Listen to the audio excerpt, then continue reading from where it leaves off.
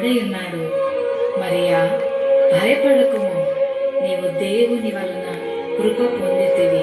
ఇదిగో, నీవు గర్భము ధరించి కుమారుని కని ఆయనకు యేసు అను పేరు పెట్టుదువు.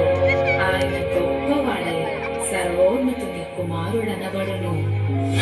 నేను పురుషుని ఎరగని దాననే, ఇది ఎలాగు జరుగును? పరిశుద్ధాత్మ నీ మీదికి వచ్చును, సర్వోన్నతుని శక్తి నిన్ను కమ్ముకొనును గనుక పుట్టబోవు శిశువు పరిశుద్ధుడై దేవుని కుమారుడనబడును. ప్రభు దాసురాలను, నీ మాట చెప్పున నాకు జరుగునుగాక.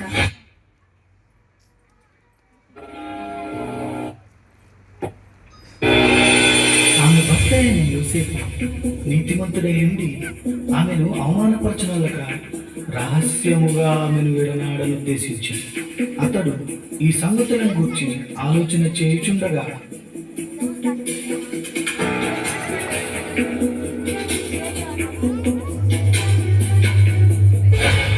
దావీదు కుమారుడైన యోసేపు, నీ భార్య అయిన మరియను చేర్చుకొనుటకు భయపడకుము. ఆమె గర్భము ధరించినది పరిశుద్ధాత్మ వలన కలిగినది.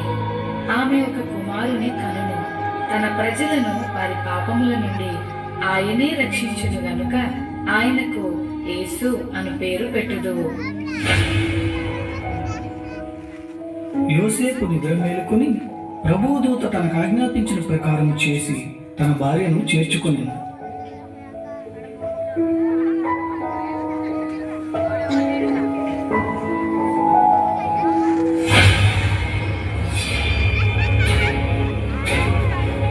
ఇందు మూలముగా 50 మంది ప్రజలకు తెలియజేయమనగా ప్రజా సంఖ్య రాయవలనని కైసర్ ఆగస్టు నిర్ణయించడం వలన ప్రజలంతా తమ తమ స్వగ్రామాలకు వెళ్ళి ప్రజా సంఖ్య రాయించుకోవాల్సిందిగా తెలియజేయమని.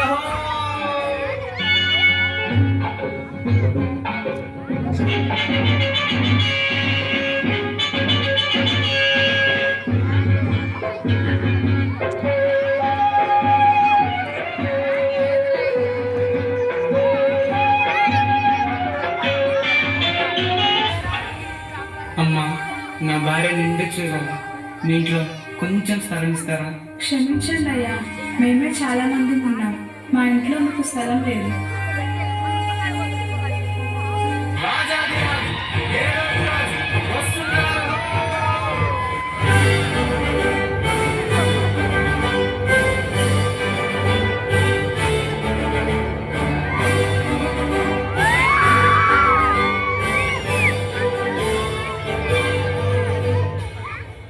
రాజైన హేరోదు దినములలో యూదా దేశపు బెత్లెహేములో యేసు పుట్టిన పిమ్మట ఇదిగో తూర్పు దేశ జ్ఞానులు యెరూషలేముకు వచ్చి, యూదుల రాజుగా పుట్టినవాడు ఎక్కడా? తూర్పు దిక్కున మేము ఆయన నక్షత్రమును చూచి ఆయనను పూజింపవచ్చితిమి.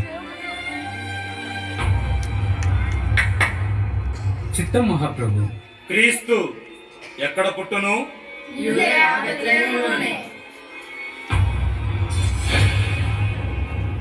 సరే, మీరు వెళ్ళి ఆ శిశువు విషయమై జాగ్రత్తగా తెలుసుకొనగానే నేను వచ్చి ఆయనను పూజించినట్లు నాకు వర్తమానము తండి.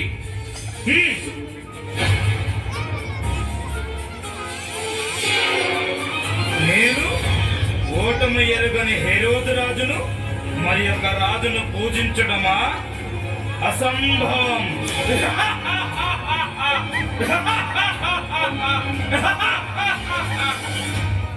ఆ దేశంలో కొందరు గొర్రెల కాపురులు పొలంలో ఉండి రాత్రి వేళ తమ మందను కాచుకొని చెందగా, ఈసారి సరిపోతుందా? ఈసారికి గొర్రెలకు చేత ఏట్రా మళ్ళీ ఈరేసా? నేను చెప్పరా మళ్ళేసా? ఈసారికి మనల్ని కాసుకోవడం పెద్ద బాధగా ఉంటే గొర్రెలు కూడా కాయాలేంట్రా? భయపడకుడి, ఇదిగో ప్రజలందరికీ కలగబో మహా సంతోషకరమైన సువర్తమానము నేను మీకు తెలియజేయుచున్నాను. దావీదు పట్టణమందు నేడు రక్షకుడు మీ కొరకు పుట్టి ఉన్నాడు. ఈయన ప్రభువైన క్రీస్తు. దానికిదే మీ కానవాలు. ఒక శిశువు పొట్టి గుడ్డలతో చుట్టబడి ఒక తొట్టిలో పండుకొని ఉండుట మీరు చూచెదరు. ఓ ఎల్లయ్య, మన కోసమే బెత్లెహేములో యేసయ్య పుట్టాడంట. అవును మల్లన్న, బెత్లెహేములో మన కోసం యేసయ్య పుట్టాడంట. రెండో రండి, ఎలా రండి? త్వరగా యేసయ్య చూద్దాం. పదరా, పదరా, పదరా.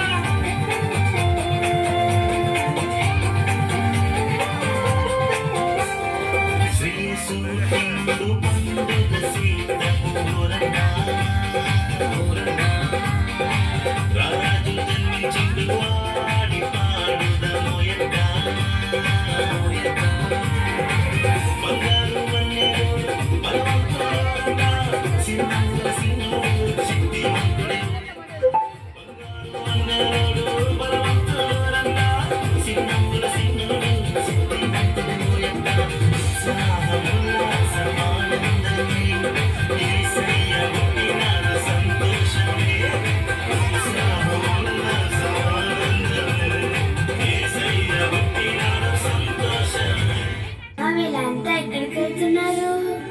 అదే నాన్న, బెత్లెహేంలో మన రక్షకుడైన యేసయ్య పుట్టాడంట. అమ్మా అమ్మా, ఆ యేసయ్యని నాకు కూడా చూపించవా? తప్పకుండా చూపిస్తాను, పద వెళ్దాము.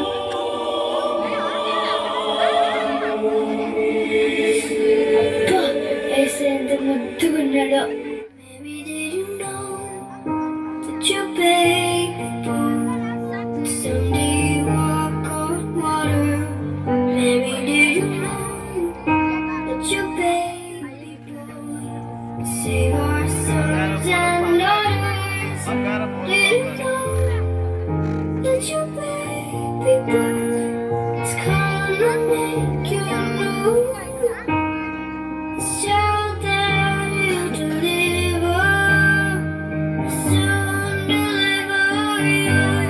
చూశారు కదా మిత్రులారా, చీకటి లోకంలో పాపమనే బంధకాలతో అపవాది చేతుల్లో బందీలుగా ఉన్న ప్రతి మానవుని రక్షించుటకు దేవాతి దేవుడు ఈ లోకానికి ఎన్నో గ్రహాలు, ఖండాలు, దేశాలు దాటుకుంటూ పాపంలో కూరుకుపోయిన